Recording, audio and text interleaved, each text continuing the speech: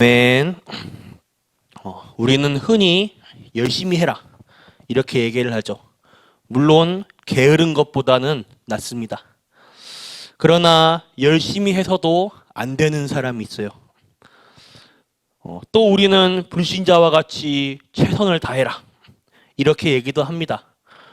물론 할 수 있는데도 안 하기 때문에 그런 말을 하죠. 우리의 삶에서 열심히 하고 최선이 중요한 게 아닙니다. 무엇을 하든지 세밀한 성령 인도를 받아야 합니다. 우리는 무엇인가 자꾸 성공이라는 것에 방법을 찾고 비결을 찾으며 따라가려 합니다. 그게 아니고 하나님이 하시는 것을 기다려야 합니다. 하나님이 하시는 것을 보아야 해요. 하나님이 원하시는 선교란 무엇일까? 첫 번째로 성경을 보면 이스라엘은 7번이나 멸망을 받았습니다. 여기서 질문을 해야 됩니다. 그래야 올바른 선교를 이해하고 올바른 선교를 하게 됩니다. 지도를 보면 이스라엘은 주변에 늘 강대국으로 둘러싸여 있습니다. 어떻게 보면 늘 위기라는 문제 속에 있어요. 주변의 강대국들이 언제 쳐들어올지를 모르기 때문입니다. 그런데 이 문제들을 다른 시점, 다른 생각으로 보게 되면 주변의 나라들은 전부 전도와 선교에 복음 전할 기회인 것입니다. 근데 이스라엘은 자신들의 선민사상이라는 옛 틀, 이 복음은 우리만의 복음, 이 생각의 뿌리가 깊게 내려져 있어서 전도와 선교를 아예 안 했습니다. 그 대표적인 예가 요나서를 읽어보시면 하나님이 요나 선지자를 통하여 저 불신자들에게 복음을 전하라고 하는데 요나가 끝까지 이를 거부하다가 물고기 뱃속에 들어가게 되죠. 거기서 겨우 빠져나오게 됐는데 그런 죽다 살아난 요나가 요나서를 읽어보면 마지막까지 하나님한테 불평불만을 합니다. 아이고 하나님 죄송합니다 이게 아니라 마지막까지 하나님께 화를 내고 대들다가 끝나요. 이게 무엇이냐? 그 이스라엘의 옛 틀, 옛 생각, 그게 얼마나 깊이 뿌리 내렸는지를 볼 수 있는 하나의 예입니다.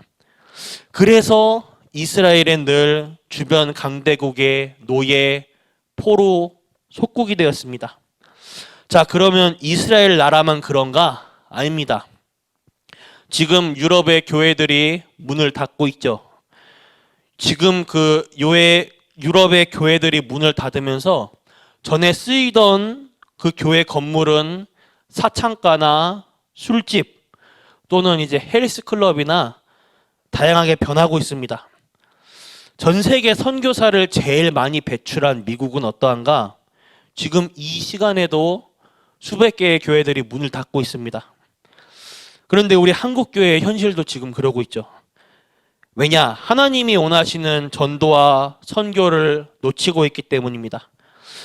그렇다면 우리는 성경을 보며 무엇을 제대로 해야 하는가? 오늘 본문을 보면 지금 미디안 군대가 쳐들어오고 있습니다. 얼마나 많은 군대가 왔는가 하니까 메뚜기 떼와 같은 군대라고 합니다. 눈에 안 보일 정도로 온 것이에요. 제가 예전에 TV 프로그램을 봤는데 그 TV 프로그램에서 이제 메뚜기 떼가 지나간 그 농작물의 흔적들을 보았습니다. 남김없이 다 먹어치워요.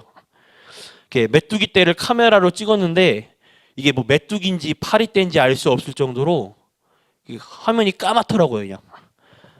메뚜기 떼가 정말 많구나. 근데 여기 보면 미디안의 군대가 쳐들어오고 있는데 그 군대가 메뚜기 떼와 같이 눈에 안 보일 정도로 수만 명의 군대가 쳐들어오고 있는 것입니다. 이때 이스라엘의 군대가 3만 2천 명밖에 되질 않았습니다. 이 인원으로 어떻게 메뚜기 떼와 같은 수많은 인원들과 싸워서 이기겠습니까? 그런데 하나님이 기드온에게 명령을 하였습니다. 3만 2천 명도 너무 많다. 전쟁하기 싫은 사람들 집에 돌아가라. 그랬더니 22,000명이 그 즉시 도망갔습니다. 1만 명만 남게 되었습니다. 하나님이 기드온에게 또 이렇게 말씀하십니다. 저 1만 명도 많다. 개울가에 가서 한 물을 먹여봐라. 그러니까 1만 명 중에 300명은 겁을 내면서 물을 핥아먹는 거예요. 눈치 보면서. 나머지 사람들은 담대하게 물을 먹습니다. 무릎을 꿇고 어떤 사람은 아예 머리를 물속에 박아서 물을 먹습니다. 하나님이 그때 말씀하십니다. 저 겁쟁이들, 물을 마실 때 무릎을 꿇고 혹시 적이 쳐들어올까 눈치를 보며 벌벌 떨면서 개처럼 핥아먹는다고 표현하고 있죠. 그런 이 겁쟁이들 300명 저거 데리고 전쟁하고 나머지는 다 돌려보내라. 그렇게 됐습니다.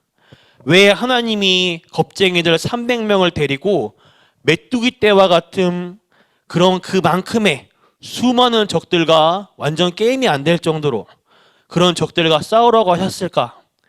오늘 본문 말씀 2절에 이렇게 말씀하십니다. 여호와께서 기드온에게 이르시되 너를 쫓은 백성이 너무 많은즉 내가 그들의 손에 미디안 사람을 붙이지 아니하리니 이는 이스라엘이 나를 거스려 자긍하기를 내 손이 나를 구원하였다 할까 함이니라. 하나님의 능력이 아닌 우리 힘으로 했다고 말하기가 쉬운 것입니다.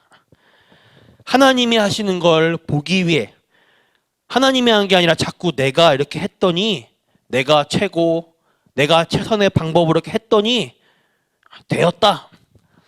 그 얘기가 나오지 않도록 하나님께서 하나님이 직접 하나님의 손으로 하신다는 걸 보여주시기 위해서 오늘 이렇게 말씀하신 것입니다. 우리는 우리의 힘, 우리의 노력, 능력이 아닙니다. 위에서 주시는 힘을 얻어야 합니다.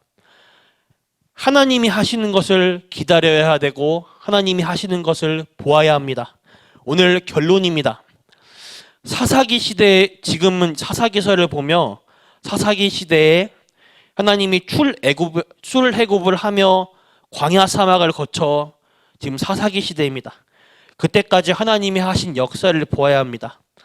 하나님이 출애굽을 어떻게 하셨냐? 이스라엘의 힘으로 출애굽을 한 게 아닙니다.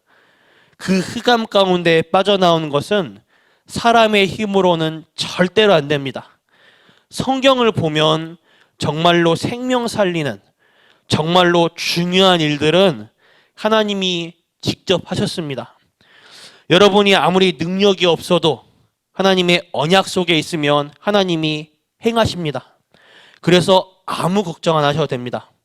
언약만 잡고 있으면 하나님이 역사하시게 되었습니다. 오늘 하루 내 힘, 내 능력, 내 수준 아닌 하나님이 주시는 위에서 주시는 힘을 얻으시는 전 성도님들 되시길 기도하겠습니다. 하나님 감사합니다. 오늘 참 복음과 참 전도, 참 선교 회복하는 날 되게 해 주시옵소서. 하나님이 주시는 힘을 얻는 전 성도님들 되도록 하옵소서. 그래서 모든 현장, 모든 사람 살리는 하나님의 역사 속에 있게 하여 주시옵소서. 살아계신 주 예수 그리스도 이름으로 기도드렸습니다. 아멘. 주기도 마치겠습니다. 하늘에 계신 우리 아버지여, 이름이 거룩히 여김 받으시오며 나라가 임하옵시며 뜻이 하늘에서 이루어진 것 같이 땅에서도 이루어지이다. 오늘날 우리에게 일용할 양식 주옵시며 우리가 우리에게 죄 지은 자를 사하여 준 것 같이 우리 죄를 사하여 주시옵고 우리를 시험에 들게 하지 마옵시며 다만 악에서 구하옵소서. 대개 나라와 권세와 영광이 아버지께 영원히 있사옵나이다. 아멘.